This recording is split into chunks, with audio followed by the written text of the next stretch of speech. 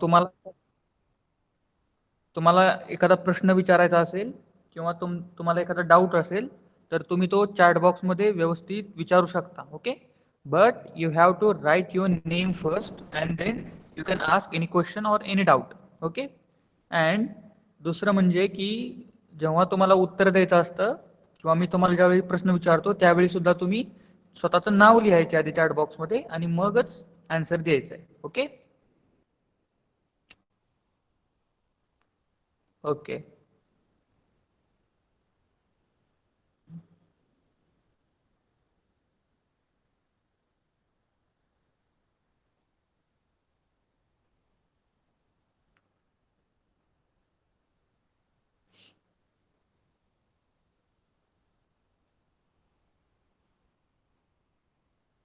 Okay, so let's start. So we were studying our third chapter, right? That is effect of British rule. In that, तर आपण तिसरा chapter आपला lesson शिकत होतो, effect of British rule, British सत्तेचे परिणाम, बरोबर. तर त्याच्यामध्ये आपण काय काय पाहिलं? What we have studied in this chapter? We have studied the effect of various effects of British rule, right? How British rule established their power in India, then conflict between Britishers and Marathas, right? Then how Britishers invented a subsidiary alliance system and how it affected in administration of Indian princely states, right? तर आपण तैनाती फौजा ब्रिटिशांची जी पद्धत होती त्याच्याबद्दल आपण पाहिलं, बरोबर. त्यानंतर ब्रिटिश आणि मराठ्यांच्या मधला जो संघर्ष होता तो पण आपण पाहिला. त्यानंतर we have studied about the dual government, right. दुहेरी दुहेरी गव्हर्नमेंटचं आपण त्याच्याबद्दल पण पाहिलं. रॉबर्ट क्लाइव्ह यांनी 1765 मध्ये इंट्रोड्यूस केलेली, बरोबर. त्याच्यानंतर ब्रिटिशांना त्यांच्या सत्तेमध्ये, भारतातल्या सत्तेमध्ये, ॲडमिनिस्ट्रेशनमध्ये व्यवस्थितपणा यावा यासाठी त्यांनी सिव्हिल सर्व्हिसेस, त्यानंतर मिलिटरी आणि ज्युडिशरी, बरोबर, ह्या तीन गोष्टी सुद्धा त्यांनी भारतामध्ये आणल्या. सिव्हिल सर्व्हिसेस म्हणजे काय? नोकरशाही. मिलिटरी म्हणजे काय? माहितीच आहे तुम्हाला, बरोबर. आणि पोलीस फोर्स. पोलीस फोर्स पण तुम्हाला माहिती आहे. आणि ज्युडिशियल सिस्टम म्हणजे काय? तर न्याय संस्था, बरोबर. हायकोर्ट, सुप्रीम कोर्ट वगैरे या गोष्टी त्यांनी भारतामध्ये आणल्या. ओके.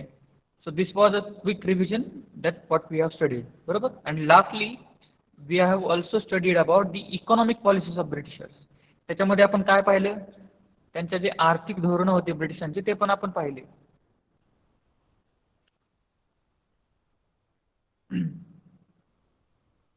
ओके. माझा आवाज येतोय का स्पष्ट सगळ्यांना? Okay okay. सगळ्यांना आवाज येतोय का?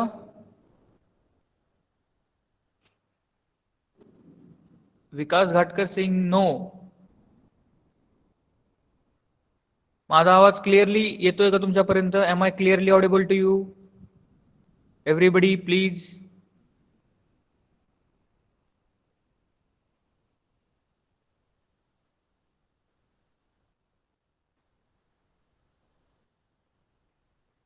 Okay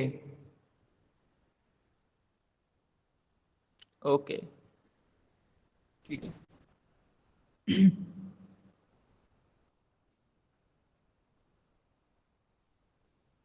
Okay. So we have studied about the various economic policies of Britishers. ब्रिटिशांच्या ज्या इकॉनॉमिक पॉलिसीज होत्या, आर्थिक त्यांची धोरणं होती, त्याच्याबद्दल आपण लास्ट लेक्चरमध्ये पाहिलं. त्याच्यानंतर आपण काय पाहिलं की लँड रेव्हेन्यू सिस्टम म्हणजे जमीन महसूल. ठीक आहे. जमिनीवरचा जो टॅक्स असतो, जो कर असतो, तो वसूल करण्यामध्ये ज्या ब्रिटिशांची ज्या पॉलिसीज होत्या त्या आपण पाहिल्या.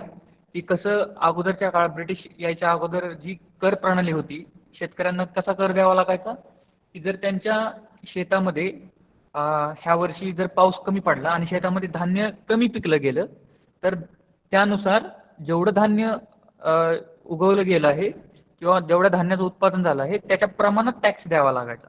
म्हणजे ज्या वर्षी धान्य कमी उत्पादन होईल धान्याचं त्या वर्षी कमी टॅक्स द्यावा लागायचा. आणि ज्या वर्षी जास्त धान्य उत्पादन होईल त्या वर्षी जास्त टॅक्स द्यावा लागायचा. पण ज्यावेळेस ब्रिटिशर्स आले त्यावेळी त्यांनी काय केलं की एक fixed tax system, land revenue system त्यांनी अंमलात आणली. म्हणजे काय, they started collecting tax without considering the effect of the rainfall, right? म्हणजे पावसाचा काय इफेक्ट होतो की उत्पादनावरती, कमी होतं उत्पादन की जास्त, हे त्यांनी पाहिलं नाही. त्यांनी एक फिक्स असा टॅक्सेशन सिस्टम लावण्यास सुरुवात केली. ठीक आहे, ओके. त्यानंतर consequence of land revenue system, हे पण आपण पाहिलं की त्याचे जे परिणाम होते, ब्रिटिशांची जी ही पद्धत होती टॅक्स गोळा करण्याची, त्याच्यामुळं शेतकऱ्यांवरती काय परिणाम झाले हे पण आपण पाहिलं. ठीक आहे.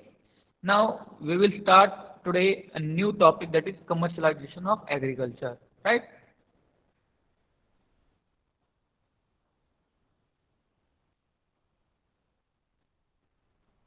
स्क्रीन शेअर केलेली दिसते का सगळ्यांना?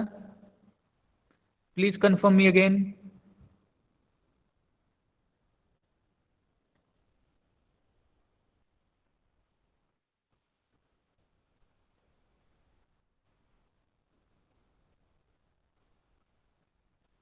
अँड प्रत्येकाने प्लीज, ज्यावेळी तुम्हाला एखादी इन्स्ट्रक्शन्स किंवा एखादा फीडबॅक मागितला जाईल त्यावेळेस प्रत्येकाने लवकरात लवकर फीडबॅक द्यायचा आहे. ठीक आहे.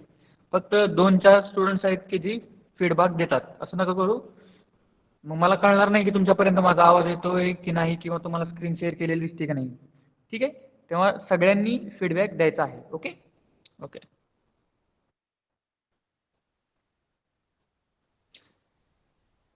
Next topic. So today we will end this chapter and we will start the next chapter in this lecture. Okay. आजच्या लेक्चर मध्ये आपण हा चॅप्टर संपवणार आहोत. ह्या चॅप्टरचा एकच पेज राहिलेला आहे. ठीक आहे. आणि नेक्स्ट पेज मध्ये थोडंसं आहे, आणि ह्याच लेक्चर मध्ये आपण नेक्स्ट चॅप्टर चालू करणार आहोत. ठीक आहे. तर commercialisation of agriculture. What is mean bye commercialisation of agriculture? So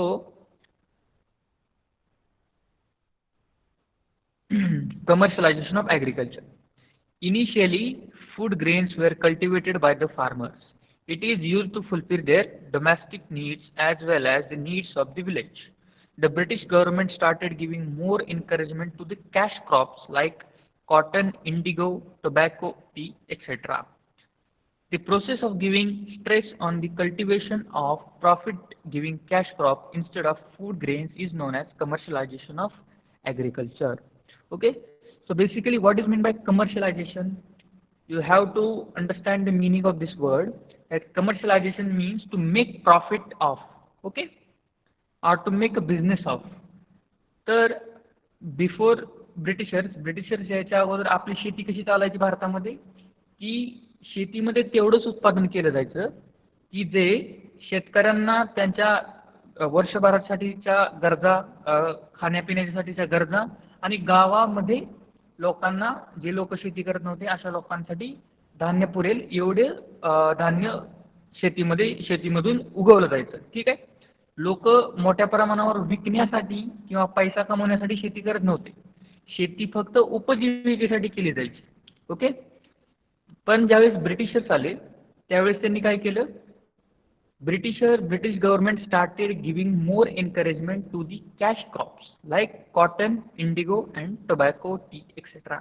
Okay, so British government started encouraging the cash crops. Okay, तर cash crops म्हणजे काय, की अशी पिकं की ज्याचा आपण डायरेक्टली आपण खाण्यामध्ये उपयोग करू शकत नाही, अशा पिकांचा त्यांनी ब्रिटिश सरकारने लोकांना इनकरेज करायला सुरुवात केलं की तुम्ही तुमच्या शेतामध्ये ही पिकं घ्यायला चालू करा.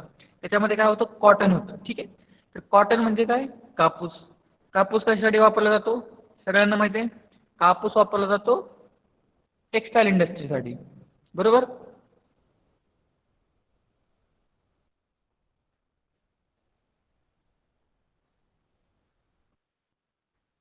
ओके.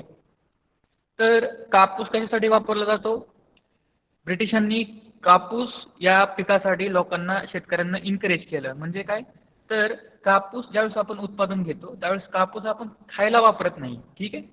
कापूस हा विकला जातो, त्याचा घरगुती काही उपयोग होत नाही. तो आपण विकतो आणि त्याच्यानंतर इंडस्ट्रीमध्ये त्याचं प्रोसेसिंग होतं आणि त्याच्यापासून कापड बनलं जातं, बरोबर आहे. म्हणजे कापूस हे काय आहे, कॅश क्रॉप आहे. त्याच्याच प्रकारे इंडिगो, इंडिगो म्हणजे काय, हे एक अशा प्रकारचं पीक आहे की त्याच्यापासून रबर बनवले जाते, ओके. देन टोबॅको, टोबॅको म्हणजे काय, तंबाखू, ठीक आहे. तंबाखू हे पण काय आहे, कॅश क्रॉप आहे की त्याच्यापासून पैसे मिळवले जातात त्याचं पीक उत्पादन करून. ते आपण रोजच्या दैनंदिन आहारासाठी आपण टोबॅको चं पीक घेत नाही. त्याचप्रमाणे तसंच टी, टी म्हणजे काय, चहा, बरोबर. चहाचं जे क्रॉप असतं, जे पीक असतं ते पण एक कॅश क्रॉप आहे, ते कमर्शियल अर्निंगसाठी यूज केलं जातं, ओके. सो ज्वारी, गहू, बाजरी, okay, like corn, then millets, these are the crops like these are the food grains crop, right. These are not commercial or the cash crops. जे ज्वारी, गहू आहेत ते कॅश क्रॉप्स नाही आहेत, ते आपण खाण्यासाठीच वापरले जातात आणि वापरले जायचे. ते विकण्यासाठी नव्हते वापरले जात, ते कन्झ्युम केले जायचे, ठीक आहे. तर ते पिकं सोडून ब्रिटिशांनी कॉटन, इंडिगो, टोबॅको आणि चहासारखी पिकांना जास्त एनकरेजमेंट केलं, ठीक आहे. त्यालाच म्हणायचं commercialisation of agriculture, okay. The process of giving stress on the cultivation of profit giving cash crop instead of food grains is known as the commercialisation of agriculture, okay. तर यालाच कमर्शियलायझेशन ऑफ ॲग्रिकल्चर असं म्हणतात, right. नाव next topic that is famine, okay. What is mean by famine, famine म्हणजे काय,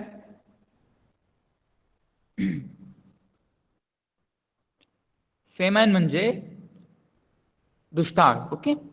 जो long term मध्ये जो दुष्काळ पडतो, खूप वर्ष सलग जो दुष्काळ पडत जातो, पावसाची कमतरता होते, त्याला फेमाइन असं म्हणायचं, okay. From 1860 to 1900 India faced great famine, but the British ruler did not take much effort to overcome it. Similarly, not much expenditure was made on provision of water supply. Okay, so at the time of audio कोणी चालू केला, please don't start your audio. Please maintain discipline in our class, otherwise you will be thrown out of this class, okay.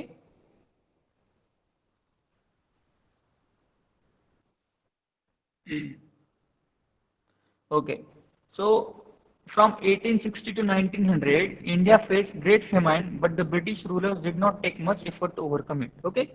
So from 1860 to 1900 there were an acute rainfall was there, right.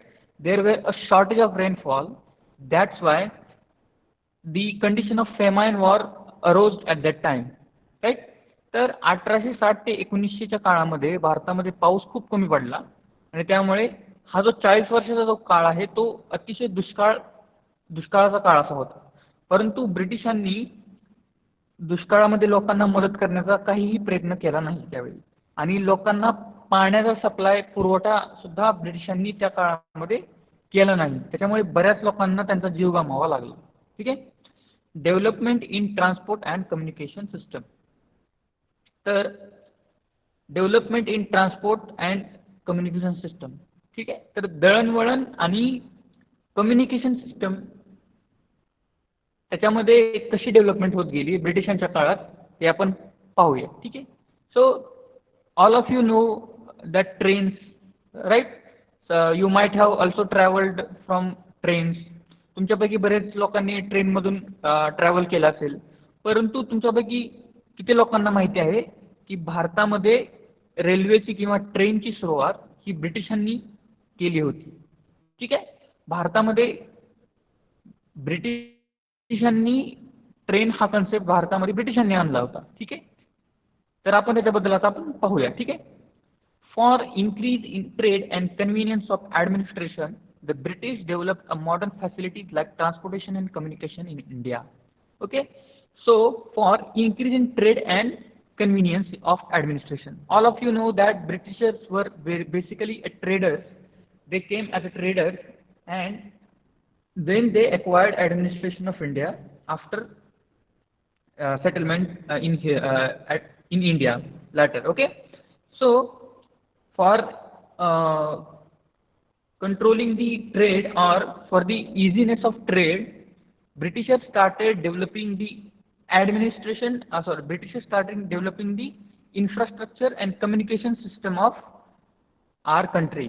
Okay, तर British ज्यावेळेस भारतामध्ये त्यांनी सत्ता स्थापन केली त्यावेळेस त्यांचा जो व्यापार होता, दळणवळण होतं, दूरसंचार होतं, म्हणजे कम्युनिकेशन होतं, ते इझी करण्यासाठी, त्यांच्या व्यापाराला चांगली चालना मिळावी यासाठी ब्रिटिशांनी काय केलं, भारतामध्ये ट्रान्सपोर्टेशनची ज्या सिस्टम होत्या म्हणजे रस्ते बांधणे, ट्रेन्स तयार करणे, ह्या सगळ्या गोष्टी चालू केल्या त्यांच्या फायद्यासाठी. Okay, in 1853, first railway ran on the route of Mumbai to Thane. Okay, so you have to remember this fact that in India, the first railway ran on the route of Mumbai to Thane in 1853. Okay, 1853 मध्ये भारतामध्ये पहिली railway Mumbai ते ठाणे दरम्यान धावली. Okay, in the same year, British started telegraph system in India. Due to it, all cities and military stations got connected to one another. Similarly, the British also started the postal system. Okay, so ब्रिटिशांनी भारतामध्ये ट्रेनची सुरुवात केली आणि पहिली train कधी धावली, in 1853 between Mumbai to Thane, right? So you have to remember this fact. Also, British started telegraph system. That is, it's one type of communication at that time. त्या काळामध्ये मोबाईल्स अवेलेबल नव्हते, internet available नव्हतं. ठीक आहे, तर लोक communication कसे करायचे एकमेकांमध्ये, through the system of telegraph and postal system, right? Post cards, टपाल, बरोबर, ह्याच्या सहाय्याने लोक त्या काळामध्ये कम्युनिकेट करायचे आणि ब्रिटिशांनी ती सिस्टम इंडियामध्ये आणली. Okay, Mumbai Thane 1853. Okay, so here the image has been given here of the train which is the first train in India, right? Mumbai to Thane railway 1853. Okay, तर भारतामधली जी पहिली ट्रेन धावली होती मुंबई ते ठाणेच्या दरम्यान, त्याचं हे चित्र इथे तुम्हाला दिलेलं आहे तुमच्या बुकमध्ये. ओके,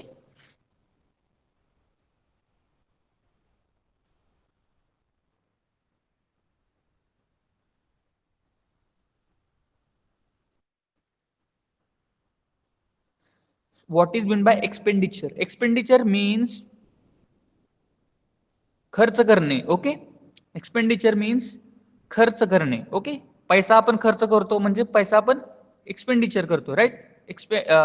एक्सपेंडिचर म्हणजे थोडक्यात पैसा खर्च करणे. पोस्टल सिस्टम, पोस्टल सिस्टम म्हणजे आपण पत्र व्यवहार करतो, पत्र लिहितो, ठीक आहे, आणि पोस्ट करतो आपल्या पोस्टामध्ये जाऊन. ठीक आहे, आता हे सिस्टम खूप जुनी झाली आहे आणि आपण मेसेज करतो, मोबाईल आले त्यामुळे ही सिस्टम आपण वापरत नाही. पण अगोदर ज्यावेळेस मोबाईल फोन्स वगैरे नव्हते त्यावेळेस पोस्टल सिस्टम म्हणजे पत्र व्यवहार चालायचे, पत्र लिहायचे, मग तो पोस्टमन त्या ज्या ठिकाणी पत्र पोहोचवायचं त्या ठिकाणी पोहोचवायचा, ती सिस्टम असायची. ठीक आहे, okay, I hope you understand the meaning of postal system. Okay, due to all these development there was a long term impact on the social life of Indians. Due to this there was increasing sense of unity among them. Okay, so basically all this development leads to the basically led to the increasing sense of unity among the people of India. Okay, तर ह्या ज्या गोष्टी लोकांमध्ये communication वाढत गेलं postal सिस्टीममुळे किंवा communication आणि transportation system ब्रिटिशांनी चांगलं केलं, त्याच्यामुळे लोकांमध्ये लोक ट्रॅव्हल करायला लागली, लोक एकमेकांना भेटी द्यावं लागली, त्याच्यामुळे विचारांचं देवाणघेवाण वाढली. ठीक आहे, त्याच्यामुळे लोकांमध्ये युनिटीची भावना निर्माण झाली, होण्यास मदत झाली. Okay, decline of traditional industries in India. The British government obtained huge taxes on the goods exported from India to England. On the other hand, very less tax was imposed on the goods imported from England to India. Okay, so now let us try to understand about the decline of traditional Indian industries in India. Okay, so what was the traditional Indian industries in India? भारतामध्ये ज्या पारंपरिक industries होत्या, तो कोणकोणत्या होत्या? तर पारंपरिक इंडस्ट्रीमध्ये भारतामध्ये काय होते की भारतामध्ये जे कापड तयार केलं जायचं, सिल्क, त्याच्यानंतर मस्लिन, ठीक आहे. तर हे तुम्ही प्रिव्हियस स्टँडर्डमध्ये मे बी तुम्हाला झालेलं असेल, ठीक आहे. तर भारतामध्ये जी आपली टेक्सटाईल इंडस्ट्री होती भारताची ती खूप रिच होती, ओके. पण ज्यावेळेस ब्रिटिश भारतामध्ये आले त्यावेळी ब्रिटिशांनी काय केलं की इंग्लंडमधून जे कापड भारतामध्ये येत होतं त्याच्यावरती त्यांनी खूप कमी टॅक्स लावला, पण भारतामधून जे कापड भारतामध्ये तयार होतं आणि ते बाकी इंग्लंडमध्ये विकलं जायचं त्याच्यावरती ब्रिटिशांनी खूप टॅक्स लावला, ठीक आहे. त्याच्यामुळे भारतीय जे उत्पादक होते त्यांना खूप नुकसान झालं आणि ॲट दी एंड त्यांना स्वतःच्या जे इंडस्ट्रीज होत्या त्यांना स्वतःचे जे कापड बनवायचे जे त्यांचे कारखाने होते ते त्यांना शेवटी बंद करावे लागले, okay. So the British government obtained huge taxes on the goods exported from India to England, okay. So on the other hand, very less tax was imposed on goods imported from England to India. Okay, so the goods which were transferred or exported म्हणजे काय? विकणे, बाहेर विकणे, okay, to sell in other country, that is known as export. And import means काय? To buy from other country, okay. आयात आणि निर्यात, भारतामधून जो माल युरोपमध्ये निर्यात केला जायचा, ठीक आहे, म्हणजे भारतामधून जो माल युरोपमध्ये विकला जायचा त्याच्यावरती ब्रिटिश सरकारने खूप टॅक्स लावले होते, खूप कर लावले होते, ठीक आहे. परंतु इंग्लंडमधून भारतामध्ये जो माल आयात केला जायचा त्याच्यावरती ब्रिटिशांनी खूप कमी टॅक्स लावले. त्यामुळे ब्रिटिशांचा जो माल होता तो भारतामध्ये खूप कमी किमतीमध्ये उपलब्ध झाला आणि भारताचे जे भारतामध्ये तयार होणारा जो माल होता तो त्याच्याशी कम्पीट करू शकला नाही, okay.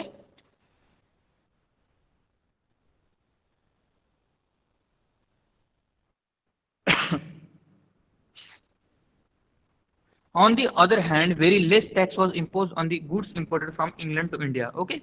Also, the goods manufactured in England were machine made and hence there was a maximum production at minimum cost. To compete with such a cheap products was difficult for the Indian artisans.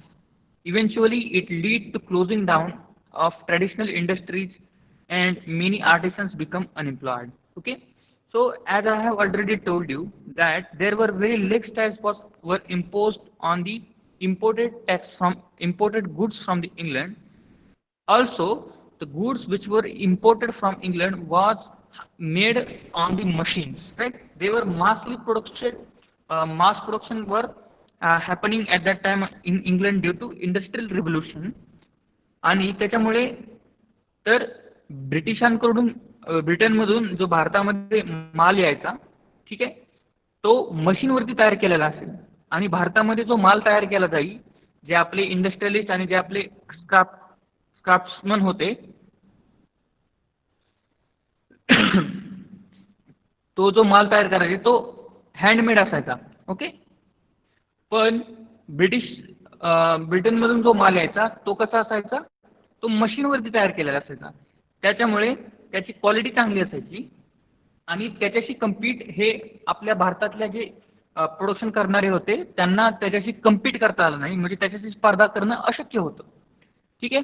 कारण भारतामध्ये industrialisation झालेलं नव्हतं आणि त्याच्यामुळे ब्रिटनमधला जो imported माल आहे तो जास्त प्रेफर केला जाऊ लागला आणि आपले जे इंडस्ट्रीज होते भारतामधले ट्रॅडिशनल जे इंडस्ट्रीज होते, पारंपरिक ज्यांचे बिझनेसेस होते ते बंद पडले आणि बरेचसे आर्टिसन्स, बरेचसे कलाकार, कारागीर शेवटी अनएम्प्लॉयड झाले, म्हणजे बेरोजगार झाले, okay.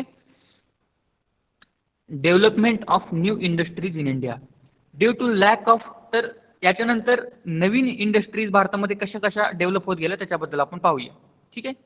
Due to lack of British support, experience of management and capital, the Indian businessmen could not come forward in large number, yet some of them built up their businesses by overcoming these problems. Okay, so basically there were not Britishers were not supporting to Indians to establish any industries at that time. त्या काळामध्ये भारतीयांना रोजगार किंवा कारखाने industries स्थापन करण्यासाठी British government काहीही मदत करत नव्हतं. ठीक आहे. तर भारतातील जे बिझनेसमन होते त्यांना स्वतःच्या जीवावरती किंवा स्वतःच्या मदतीने किंवा कोणत्याही प्रकारे सरकारची मदत न मिळता त्यांना स्वतःचे स्वतः बिझनेसेस त्यांनी तयार करण्याचा किंवा उभारण्याचा प्रयत्न केला. ठीक आहे. तर याच्यामध्ये कोणकोणते बिझनेसमॅन होते ते आपण आता पाहूया. ठीक आहे. इन 1853 कावासजी नानाभाई दावर started the first textile mill in Mumbai. Okay, so you have to remember this fact. In 1853 Kawasji Nanabai Davar started the first textile mill in Mumbai. पहिली जी टेक्सटाईल मिल आहे, जी गिरण, त्याला मराठीमध्ये गिरण असं म्हणतात. ठीक आहे. सूतगिरण. तर पहिली जी सूतगिरण आहे म्हणजे तिथे काय होतं की कापसापासून तिथं कापड तयार केलं जातं. ओके, त्याला म्हणायचं textile mill. What is mean bye textile mill? Textile mill म्हणजे एक कारखाना असतो बेसिकली, जिथे रॉ मटेरियल पासून वेगवेगळ्या कापड तयार केलं जातं. ओके, तर कावासजी नानाभाई दावर यांनी 1853 मध्ये मुंबईमध्ये पहिली सूतगिरण किंवा टेक्सटाईल मिल चालू केली. In 1855, the first jute mill was started at Rishra in Bengal. Okay, so in 1855, the first jute mill was started at the Rishra in Bengal. What is meant by jute mill? So basically, the textile or कापड हे दोन पद्धतीने तयार केलं जातं. ठीक आहे. त्याचं रॉ मटेरियल दोन पद्धतीत असतं, एक तर कापसापासून आणि दुसरं म्हणजे ज्यूट. ओके, तर ज्यूट हे एक प्रकारचं काय आहे, रॉ मटेरियल आहे. ठीक आहे. ते पण एक प्रकारचं पीकच आहे आणि त्याच्यापासून कापड बनवलं जातं, जसं कापसापासून बनवलं जातं. ठीक आहे. तर कापसापासून 1855 मध्ये रिश्रा, बंगालमध्ये रिश्रा येथे 1855 मध्ये पहिली ज्यूट पासून कापड बनवण्याचा जो कारखाना होता तो चालू झाला. In 1907, Jamshedji Tata established the Tata Iron and Steel Company at Jamshedpur. Okay, आणि 1907 मध्ये जमशेदजी टाटा यांनी Tata iron and steel company, Tata लोखंड आणि पोलाद कंपनी ही जमशेदपूर येथे स्थापन केली. In India coal, metal, sugar, cement and chemical industries came to be started. आणि त्याच पद्धतीने भारतामध्ये coal, metals, sugar, cement and chemical industries start झाले. Okay, social and cultural effect. Okay, so yet here we what we have studied. आतापर्यंत आपण काय शिकलो? तर आतापर्यंत आपण ब्रिटिश सत्ता भारतामध्ये कशी स्थापन झाली ते पाहिलं. ब्रिटिश सत्तेचे आर्थिक परिणाम काय झाले भारतामध्ये ते पाहिलं. त्यानंतर ब्रिटिशांनी ॲडमिनिस्ट्रेशनमध्ये काय काय बदल केले भारताच्या ते पाहिलं. त्यानंतर ब्रिटिशांनी ट्रान्सपोर्टेशन, कम्युनिकेशन, ब्रिज, रोड हे कशा प्रकारे डेव्हलप केले हे आपण पाहिलं. बरोबर. शेतकऱ्यांवर किंवा कर प्रणाली ब्रिटिशांची कशी होती ते आपण पाहिलं. तर आता आपण पाहूया की सोशल आणि कल्चरल इफेक्ट. ठीक आहे, सामाजिक आणि सांस्कृतिक काय बदल घडले ब्रिटिशांची सत्ता भारतामध्ये स्थापन झाल्यानंतर. Okay,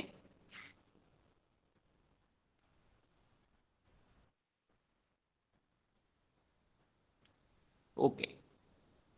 In the 19th century Europe, a new era took shape on the basis of values like humanitarianism, democracy, nationalism and liberalism, etc.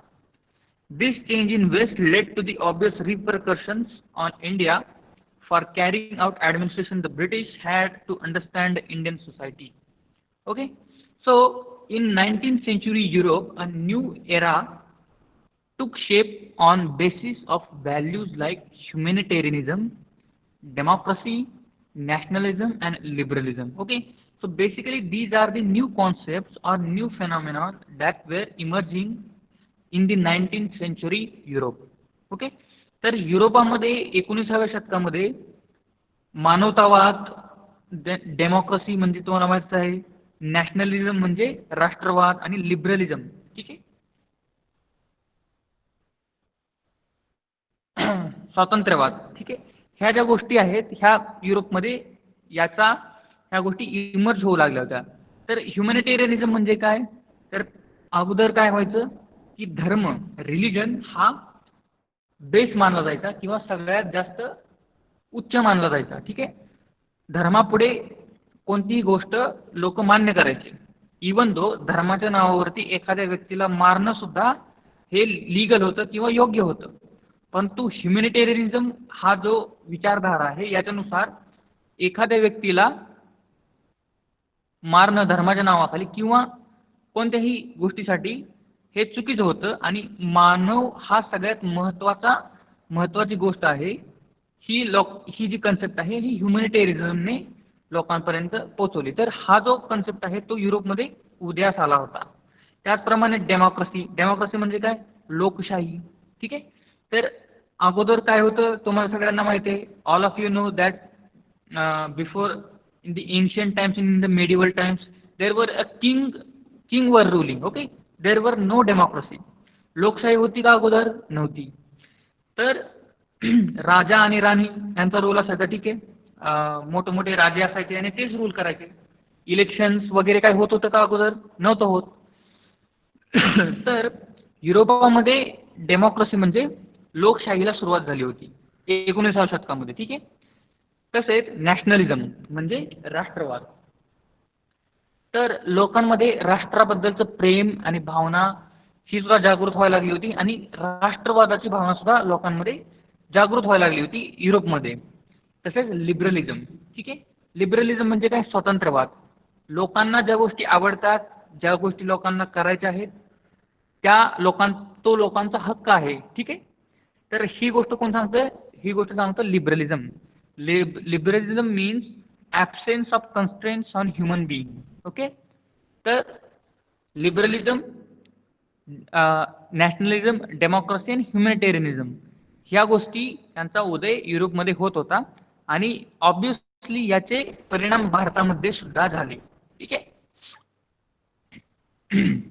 This change in the West led to the obvious repercussions on India. Okay, for carrying out administration the British had to understand the Indian society.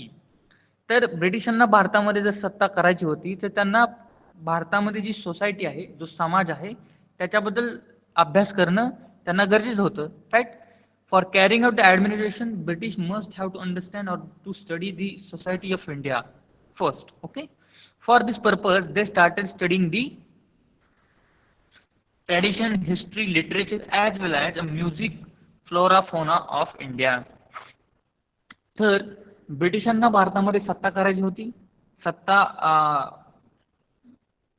सत्तेमध्ये यायचं होतं आणि लोकांवरती सत्ता करायची होती. त्यासाठी जे भारतातील लोक आहेत ते कशा प्रकारे त्यांची जीवन आहे, त्यांची सोसायटी कशी आहे, त्यांची संस्कृती कशी आहे, भारतामध्ये फ्लोरा आणि फोना कसा आहे, ठीक आहे, प्राणी आणि वनस्पती जीवन कसं आहे, या सगळ्यांचा स्टडी ब्रिटिशांना करायचा होता, ठीक आहे.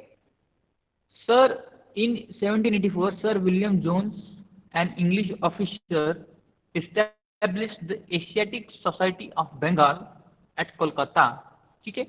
तर 1784 मध्ये in 1784 Sir William Jones, an English officer, established the Asiatic Society of Bengal at Kolkata, ठीक आहे. आशियाटिक सोसायटी ऑफ बेंगाल ही संस्था एक इंग्रज ऑफिसर होते विल्यम जोन्स यांनी 1784 मध्ये स्थापन केली. Okay, Max Muller, a German thinker, was a devout scholar of Indian religion, language and history. Okay, तर त्याचप्रमाणे मॅक्स मुलर हे कोण होते, तर मॅक्स मुलर एक जर्मन विचारवंत होते. He was a German thinker, was devote a scholar of Indian religion, and he was a scholar of Indian religion, language, and history. Okay, so due to these examples, there arose a feelings among newly educated Indians to study Indian religion, history, and tradition. Okay, तर due to these examples that various incidences were taking place outside India, and various peoples or the Britishers were started studying the Indian religion. That's why the people of India, the educated people of India, also arose the feeling of started developing a feeling of to study religion, history and tradition. तर भारताच्या बाहेर युरोपमध्ये European लोक हे भारताबद्दल, भारताची संस्कृती, भारताचा जो धर्म आहे, भारतामध्ये लोक राहणीमान कशी करतात त्याच्याबद्दल अभ्यास करण्यासाठी उत्सुक होती. याचाच परिणाम काय झाला की भारतातले लोक सुद्धा, जे भारतातले शिकलेले लोक आहेत ते सुद्धा भारतातील जी भारताची हिस्ट्री आहे किंवा रिलिजन आहे याच्याबद्दल शिकण्यासाठी किंवा एज्युकेशन घेण्यासाठी ते सुद्धा एक्साइटेड झाले किंवा उत्सुक झाले. Okay,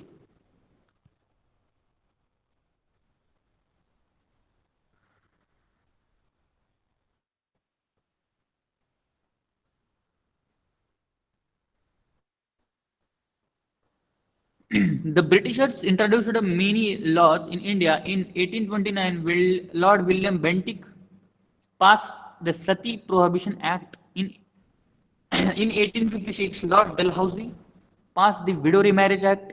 These acts were responsible for the social reforms. Okay, so Britishers introduced many laws in India. Okay, so this is a positive aspect of British administration in India. We can say that. Okay, तर ब्रिटिशांनी काही positive गोष्टी सुद्धा भारतामध्ये केल्या. काय काय केलं ब्रिटिशांनी? चांगल्या गोष्टी आपण म्हणू शकतो. तर त्यांनी काय केलं की भारतामध्ये सतीची जी परंपरा होती, सतीची परंपरा तुम्हाला माहित आहे, you all of you know that what is mean by sati. Sati म्हणजे काय? तर एखादी महिला ज्यावेळी तिचा पती मरण पावत जाईल त्यावेळी त्यावेळी ती जी चिता असते ज्यावरती तिच्या हस्बंडला जाळलं जातं, त्या चितेमध्ये त्या स्त्रीला सुद्धा ढकलून दिलं जाईल. ठीक आहे, म्हणजे तिच्या हस्बंड ज्यावेळेस मरण पावेल त्यावेळेस त्याला जाळण्यासाठी जी चिता असते त्याच्यावरती त्या स्त्रीला सुद्धा ढकलून दिलं जाईल. ठीक आहे, त्याला सती जाणं असं म्हटलं जायचं. मग ही जी परंपरा होती ही अतिशय दुष्ट अशी परंपरा होती भारतामध्ये. तर या परंपरेविरोधात ब्रिटिशांनी 1929 मध्ये लॉर्ड विल्यम बेंटिक यांनी काय केलं? सती प्रोहिबिशन ऍक्ट पास केला.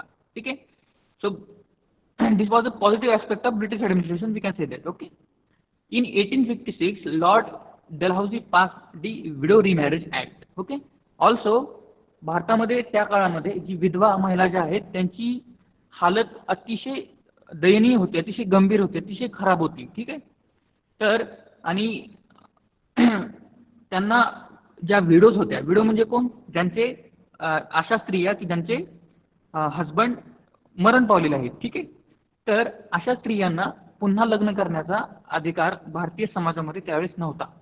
ठीक आहे, तर ब्रिटिशांनी लॉर्ड डलहौसी यांनी 1856 मध्ये विडो रिमॅरेज ऍक्ट, ठीक आहे, विधवा पुनर्विवाह कायदा पास केला.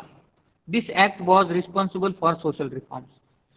तर असे जे कायदे होते हे भारतामध्ये सोशल रिफॉर्म्स म्हणजे सामाजिक सुधारणा घडवून आणण्यामध्ये अतिशय चांगले आणि उपयोगी ठरले.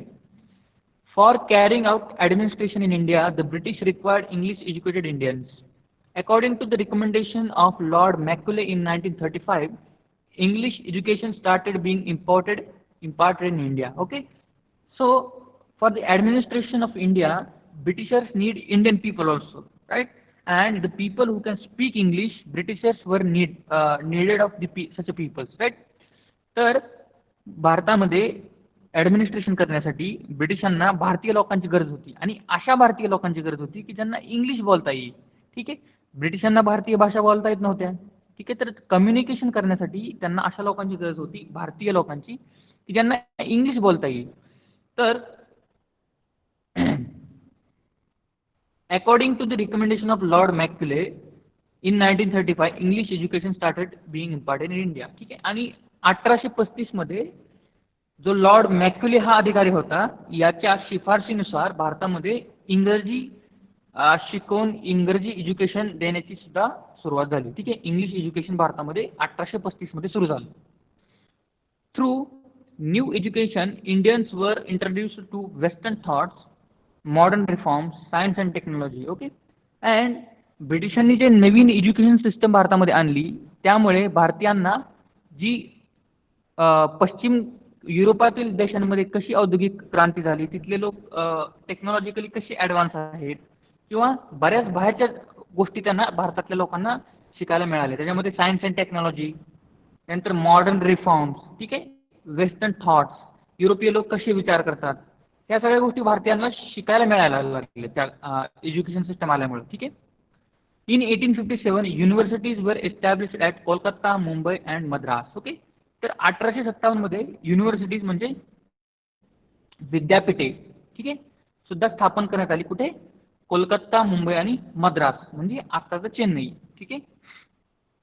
The western educated middle class Indians led the social reform movements in India and at the end हे जे शिकलेले भारतीय होते त्यांनी भारतामध्ये शेवटी रिफॉर्म्स म्हणजे लोकांमध्ये समाजामध्ये सुधारणा करण्यास सुरुवात केलेली होती. ठीक आहे. So this is all about our third chapter, effects of British rule in India. Okay, ब्रिटिशांच्या सत्तेचे भारतावर परिणाम. तर हा आपला चॅप्टर इथे संपला आहे.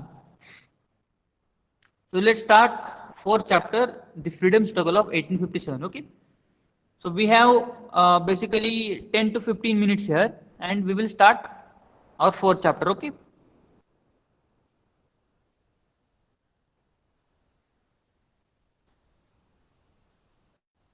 sir, but why they want the people who can speak English?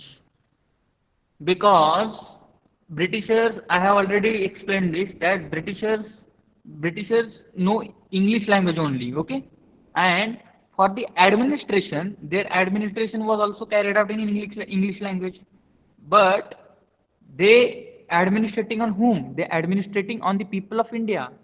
पण भारतातल्या लोकांना इंग्रजी कळत होतं का? नाही. त्यासाठी त्यांना इंग्रजी जे लोक ज्यांना समजतं अशा लोकांची त्यांना ऍडमिनिस्ट्रेशन मध्ये गरज होती त्यांच्या ब्रिटिशांच्या.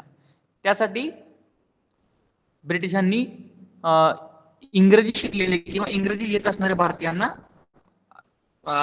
काम देण्यास सुरुवात केली. ठीक आहे. So let us start fourth chapter, that is freedom struggle of 1857. Okay, 1857 ची चळवळ. 1857 ची स्वातंत्र्य चळवळ. तर तुमच्यापैकी बऱ्याच जणांनी 1857 या जी चळवळ होती त्याच्याबद्दल ऐकलं असेल. ठीक आहे. You might have already heard about the freedom struggle of 1857. So let us try to study in detail. In 1857, a great struggle took place in India, which completely shook the British government. The struggle did not arise all of a sudden. Earlier as well, many such struggles took place in India against the British. The scope of the struggle of 1857 and its background was taken into consideration by V.D. Savarkar in his book The Indian War of Independence in 1857. Later, many revolutionaries got inspired from it to fight against the British. Okay, so all of you know that Britishers government or Britishers were the oppressive people that were administrative over India. Okay, तर Britishers काय होते? हे अत्याचारी होते. हे आपल्या सगळ्यांना माहिती आहे. ब्रिटिशांच्या ज्या पॉलिसीज होत्या त्या शेतकऱ्यांच्या विरोधात होत्या, त्या कामगारांच्या विरोधात होत्या, त्या भारतीय जनतेच्या विरोधात होत्या ब्रिटिशांच्या पॉलिसीज. ठीक आहे. ब्रिटिशांचं मेन टार्गेट काय होतं इंडियामध्ये? की फक्त भारतामध्ये सत्ता करून भारतामधून जास्तीत जास्त प्रॉफिट कमवायचा, भारतामध्ये जास्तीत जास्त थोडक्यात लुटायचं आणि ती संपत्ती युरोपला न्यायची. आणि असाच फायदा ब्रिटिशांनी त्यांचा स्वतःचा करून घेतला. त्याच्यामुळे लोकांमध्ये खूप मोठा असंतोष निर्माण झाला होता. There were a lot of distress वर increasing in the minds of the people of India. That's why people will start revolting against the British government. आणि त्याच्यामुळे काय झालं की लोक ही ब्रिटिशांना विरोध करू लागली आणि त्यांच्या विरुद्ध बंड पुकारू लागली. ठीक आहे. तर 1857चा जो बंड आहे हा खूप मोठ्या प्रमाणामध्ये आणि खूप जबरदस्त असा विरोध ब्रिटिशांविरुद्ध, थोडक्यात एक प्रकारचं युद्ध पुकारल्यासारखं भारतातील लोकांनी केलं होतं. ठीक आहे. बेसिकली ॲट द एंड ते अनसक्सेसफुल राहिलं, पण त्याचा जो परिणाम होता त्याच्यामुळे ब्रिटिश सत्ता पूर्णपणे हादरली आणि पूर्णपणे त्यांना शॉक बसला. ठीक आहे, की भारतातल्या लोकांनी जसे ज्या प्रकारचा जो बंड पुकारला होता त्यामुळे ब्रिटिशांचं खूप नुकसान झालं. ठीक आहे. आणि जे विनायक दामोदर सावरकर आहेत त्यांनी त्यांचे जे पुस्तक आहे the Indian war of independence 1857 हे याच्यामध्ये ही ज्या सगळ्या घटना आहेत त्या लिहिल्या आहेत. ठीक आहे.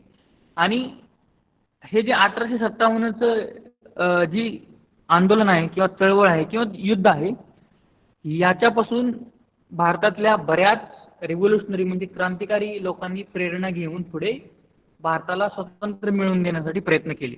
ओके. Struggle before 1857. तर ही जी 1857चा जो बंड होता, जी स्ट्रगल होती, this is not arose all of sudden. Okay.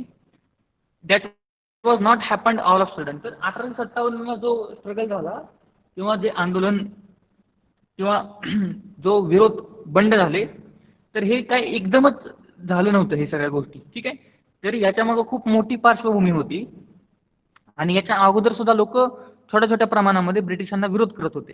ठीक आहे. तर ते आपण पाहूया 1857च्या अगोदरचा कसे लोक स्ट्रगल करत होते किंवा संघर्ष करत होते.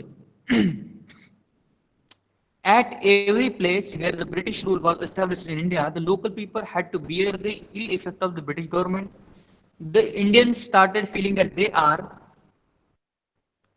exploited in every strata due to the company's rule. The result in increase of discontent among the British rule. So, as I have already told you that the Britishers' policies were ill-affected, and that was basically an oppressive policies of Britishers that were uh, led to the formation or led to the increase in the distress of people of India, and people started feeling that they are exploited. Okay. तर लोकांना असं वाटत होतं की British सत्ता किंवा British लोक आहेत हे आपल्यावरती अत्याचार करत आहेत कारण त्यांच्या पॉलिसीज अशा होत्या. ठीक आहे. आणि त्याच्यामुळे लोकांमध्ये असंतोष निर्माण होऊ लागला आणि शेवटी लोकांमध्ये एवढा असंतोष निर्माण होऊ लागला की लोक एकत्र आले आणि त्यांनी लढायला सुरुवात केली ब्रिटिशांविरुद्ध. Okay. Do you know Paika rebellion? Okay. So here is small box is given here. Let us try to understand about the Paika rebellion. Okay. From medieval times, there was a system of Paikas existing in Odisha. The standing army of various independent kings were known as Paika. Okay. So Paika म्हणजे काय? What is meant by Paika? So in medieval times, there was a system of Paika existing in Odisha. He system कुठे होती पायकाची? ओडिशामध्ये होती. ठीक आहे. The standing army of various independent kings were known as Paika. So basically जे राजा होता, राजाची जी सेना होती त्याला पायका असं म्हटलं जाईल. ठीक आहे. Rent free lands were granted to them for cultivation by the king. Okay. आणि ही जी सेना होती यांना काय केलं जाईल? राजाकडून एक जमीन दिली जाईल कसण्यासाठी म्हणजे उगवण्यासाठी किंवा त्यांच्या उपजीविकेसाठी आणि त्याच्यावरती कोणताही कर घेतला जात नसे. Okay. In return they were to suppose to stand by the king side in case of eruption of war. आणि त्याच्या बदल्यामध्ये त्यांना काय करायचं होतं? जे पायका होते, जे सैनिक होते राजांचे ओडिशामध्ये, तर ज्यावेळी राजाला युद्धाची एखादी परिस्थिती उद्भवत असे त्यावेळी हे जे पायकाज होते किंवा हे जे लोक होते त्यांना राजाची बाजू घेऊन राजाच्या बाजूने लढायचं असेल. ठीक आहे. In 1803 the English conquered Odisha. तर 1803 मध्ये ब्रिटिशांनी ओडिशा कॉन्कोर करून घेतला. बरोबर. They took over the hereditary rent free land granted to the Paikas. Okay. आणि त्यांनी जो हेरिडेटरी लँड आहे म्हणजे जो वडिलोपार्जित जी जमीन होती पायकांची म्हणजे त्या सैनिकांची जी राजांनी त्यांना दिली होती ती सगळी जमीन ब्रिटिशांनी गिळंकृत केली. ठीक आहे. म्हणजे ती जमीन सगळी कॉन्कर केली. दिस मेड द पायकास अँग्री. आणि याच्यामुळे काय झाले? जे पायका सैनिक होते हे खूप अतिशय अँग्री झाले. Similarly common man's life has also become miserable because of the rice in the salt price due to the tax imposed on it by the British. This resulted in an armed rebellion of Paika against the British in 1817. Bakshi Jagabandhu Bidyadhar led this revolt. Okay. तर ह्या ज्या सगळ्या गोष्टी आहेत, पायकांची जमीन ब्रिटिशांनी हडपून घेतली. ठीक आहे. त्यानंतर मिठावरती कर लादले, त्यामुळे लोकांना मीठला विकत घेणं अतिशय अवघड झालं होतं. ह्या सगळ्या ज्या गोष्टी आहेत, ह्या सगळ्या सामान्य लोकांना अतिशय त्रासदायक होत्या आणि ह्यामुळे पैका जे होते, ठीक आहे, पैका म्हणजे कोण होते हे अगोदर तुम्हाला सांगितलं की राजा जे होते अगोदर ब्रिटिशांच्या अगोदर, त्यांचे जे सैनिक होते त्यांना पैका असं म्हटलं जाईल आणि त्यांना जमिनी दिल्या जाईल आणि त्यांच्या जमिनी ब्रिटिशांनी घेतल्या. ह्याच्यामुळे हे पैकाज आहेत हे खूप अँग्री झाले आणि बाकी जे सामान्य लोक होते ती सुद्धा ब्रिटिशांच्या विरोधात खूप अँग्री झाले होते किंवा डिस्ट्रेस त्यांच्या मनामध्ये होता आणि शेवटी त्यांनी ब्रिटिशांविरुद्ध बंड पुकारले. आर्म्ड रेबेलियन म्हणजे सशस्त्र उठाव केला. ठीक आहे. आणि 1817 मध्ये, ठीक आहे, आणि बक्षी जंगबंधू बद्याधार, ठीक आहे, हे जे व्यक्ती आहेत यांनी हा जो रिव्होल्ट आहे तो लीड केला. ठीक आहे, म्हणजे त्याचं नेतृत्व केलं.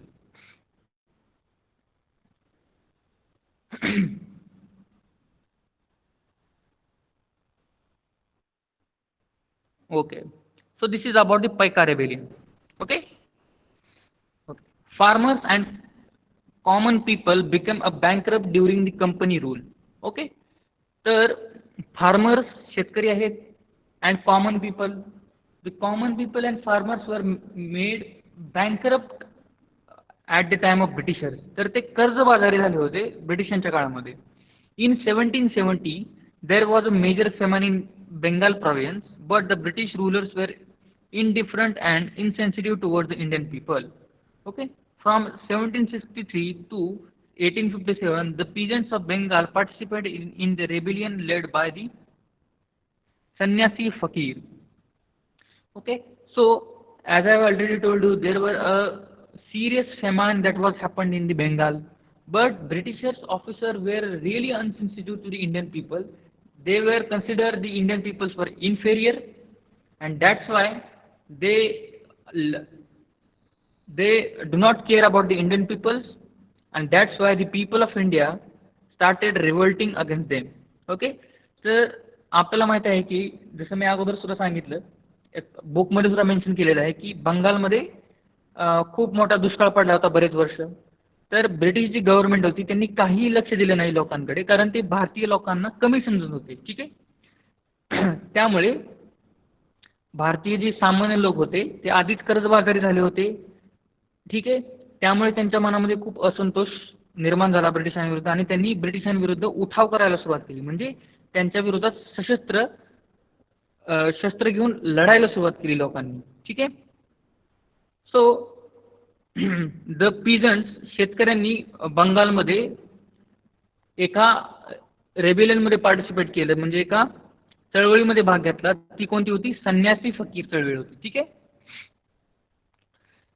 Similar revolts took place in Gujarat, Rajasthan, Maharashtra and South India. अशाच प्रकारचे बरेचसे चळवळी ह्या गुजरात, राजस्थान, महाराष्ट्र आणि दक्षिण भारतामध्ये घडल्या. ठीक आहे.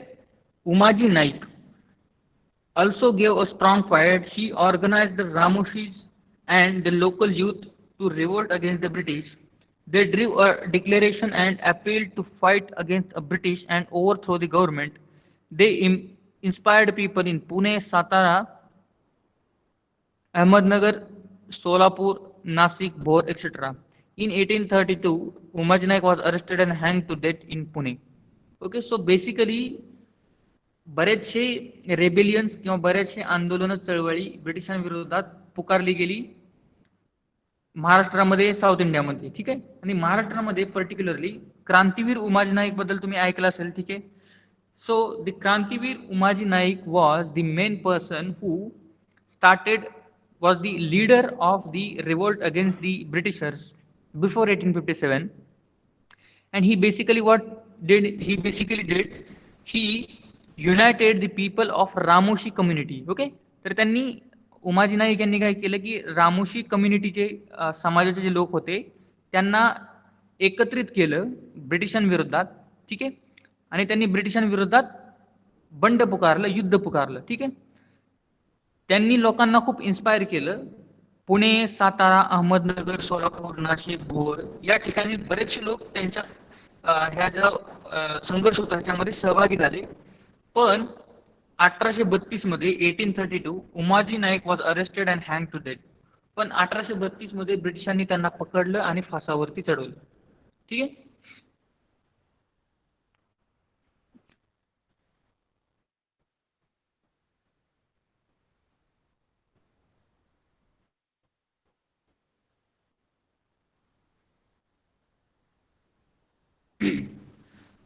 Okay, so this is all about today's lecture. Okay, तर तुमच्यासाठी होमवर्क काय आहे? तुमच्यासाठी होमवर्क आहे हां तुमच्यासाठी होमवर्क आहे फर्स्ट एक्सरसाइज आणि क्वेश्चन नंबर 2. ओके, होमवर्क समजला सगळ्यांना? क्वेश्चन नंबर 1 आणि question number 2 will be homework for you of the exercise. Homework समजला का सगळ्यांना?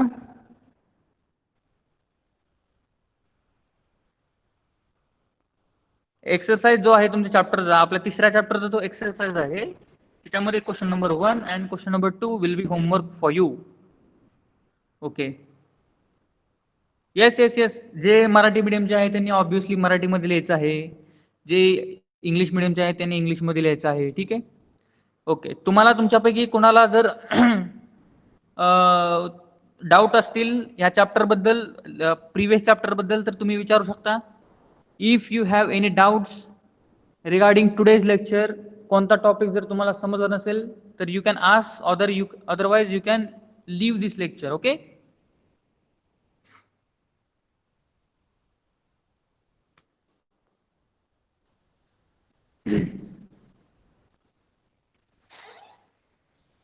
Okay, bye bye everybody. Good bye, stay safe, stay home. जर डाऊट नसतील तर तुम्ही लेक्चर लीव करू शकता.